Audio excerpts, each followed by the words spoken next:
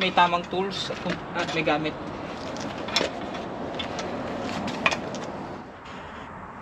Uy, makapal pa eh. Makapal pa. Makapal pa oh. Makapal pa.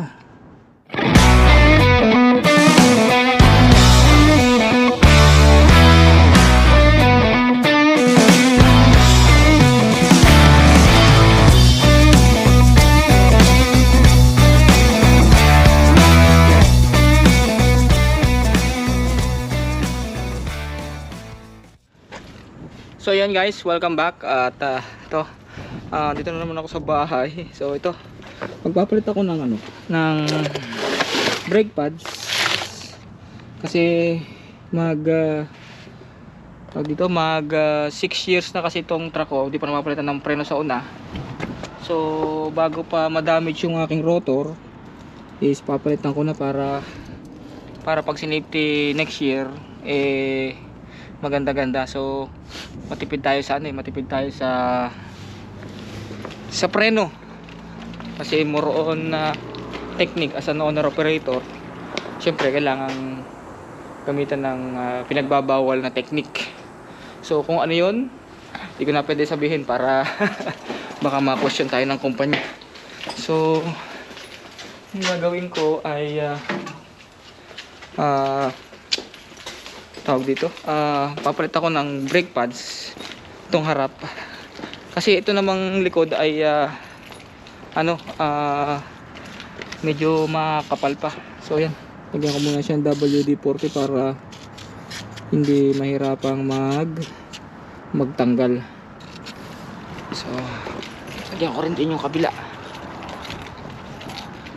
So hapon na ngayon dito. So yan, WD-40 para hindi mo persa yung lagnat natin, diba? So yun, then meron din akong binili ito is sleeve nut para pagka magkakabit ng rim masesentro natin itong rim dito sa mismong lagnat. And then may binili akong pangkalas. Ito yung pangkalas, torque multiplier. So ito yung mga ginagamit kasi masyadong mahigpit yan eh. So gagamitan ko nito para madali kasi alam ko sa Pilipinas ginagamitan ng tubo syempre wala naman tayong helper, tayo lang mag-isa ang gagawa, kaya yun, kaya gamitin natin ng medyo high tech na gamit. So yun, at kalasin na natin. So luluwagan muna natin. So, paano ba ito gamitin? Ganyan. Diba?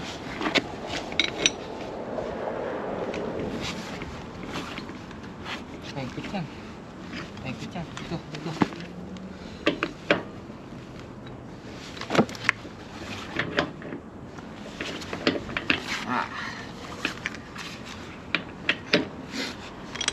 Kalas. Ganyan. Ito nakatuon dito.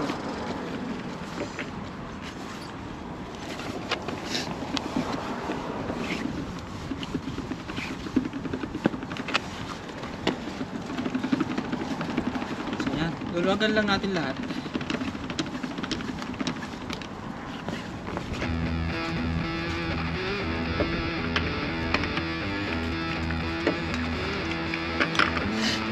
Luluwagan lahat.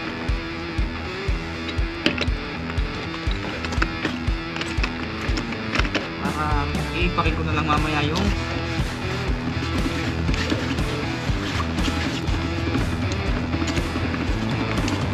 matitira.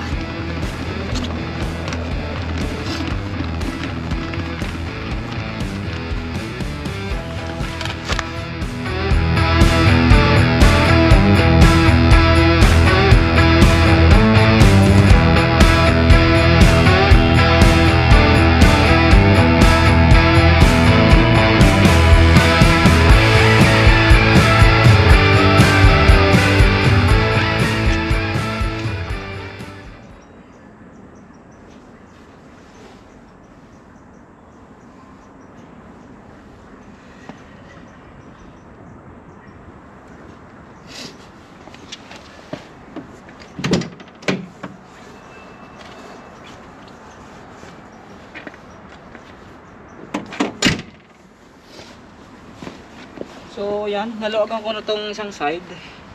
So mamaya pa nagluwagan yung kabla. So yun nga, meron na ako ditong jack na dihangin para mabilis.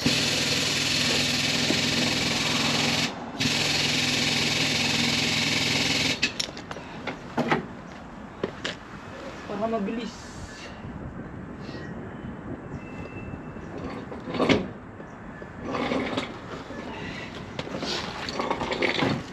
Tingnan natin ibaba.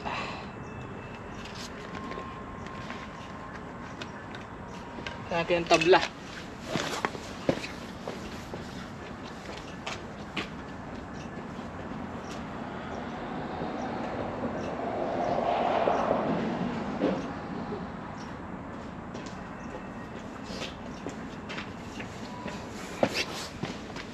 Kailangan ang tabla para galing.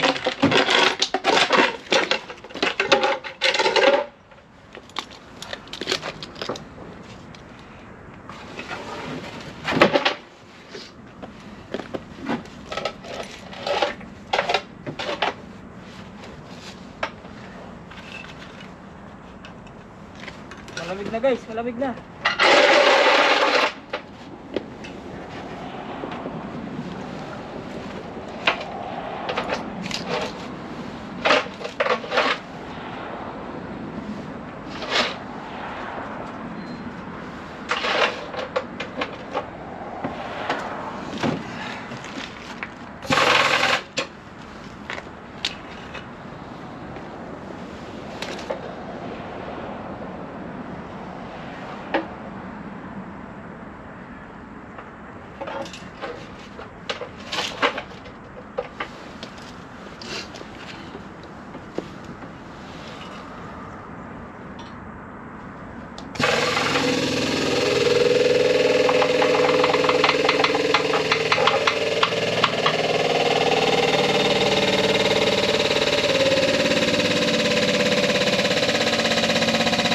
Itaas guys.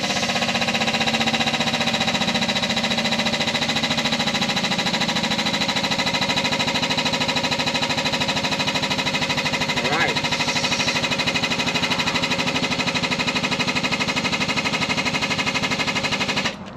Okay. Then, tanggalin natin itong hose.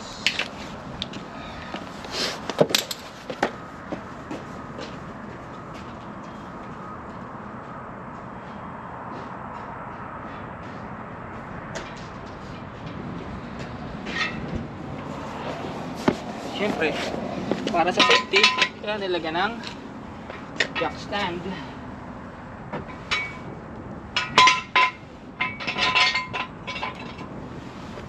Para in case something happen, diba?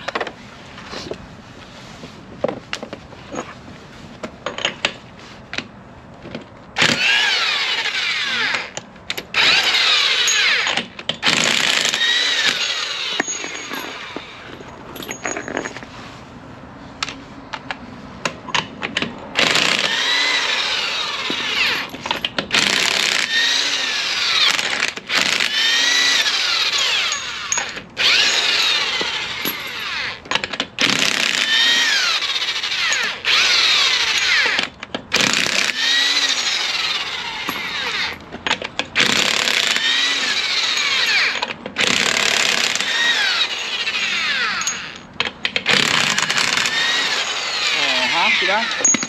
Ganyan lang.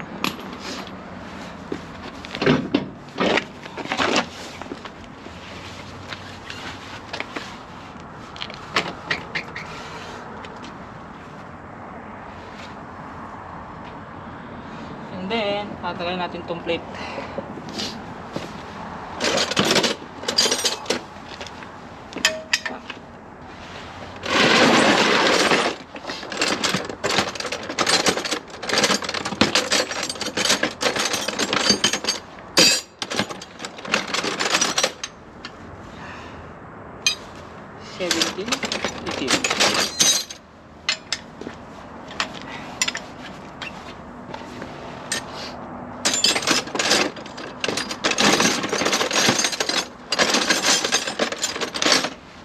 17.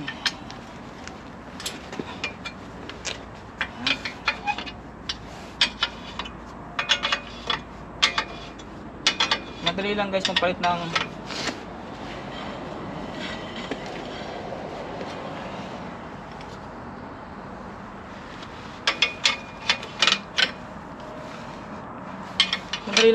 ng brake pads. Basta may tamang tools at may gamit.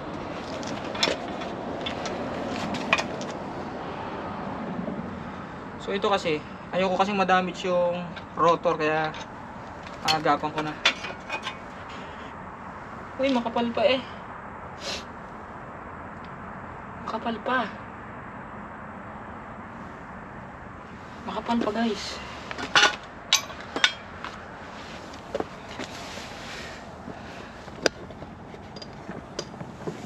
Ayan guys, makapal pa eh. Makapal pa oh. Makapal pa. Hindi pa siya ganun ka ano. Makapal pa. Hindi ko na muna papalitan. Kasi sayang. Makapal pa. Hindi ko na muna papalitan. Sayang naman. Diba? Makapal pa oh. Compare ko doon sa bago. Oh, diba? Ito yung bago. Tapos yun, wala pa kalahati. So, hindi ko na muna papalitan. Wala mo nang palitan. Hindi ko na papalitan guys. Yan ko na muna siya. Kapal pa pala eh. At least nasilip ko. Diba? So guys, binabalik ko na kasi makapal pa. Kasi 6 years na hindi pa nagpapalit. Grabe ba? Grabe.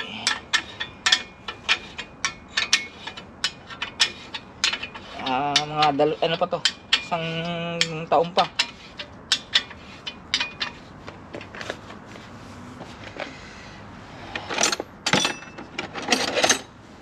Isang taon pa. At least nasilip natin. Okay.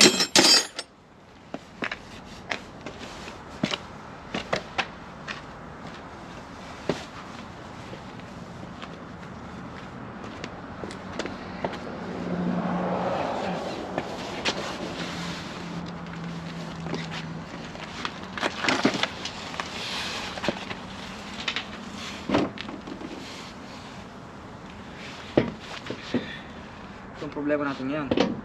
Paano natin may tataas? Paano natin may tataas? Tayo ng ano? Patay ang bakal.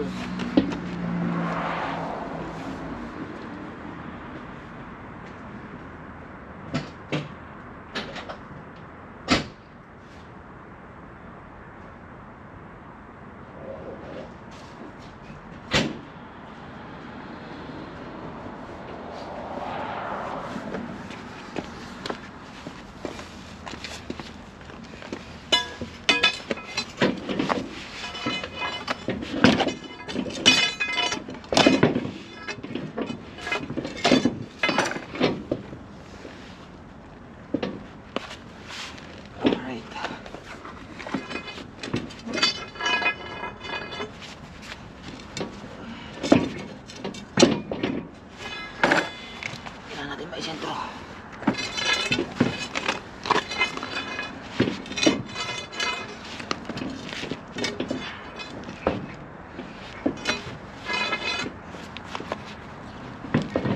Yun. And meron tayo ditong pang sentro. Ito sleeve nut para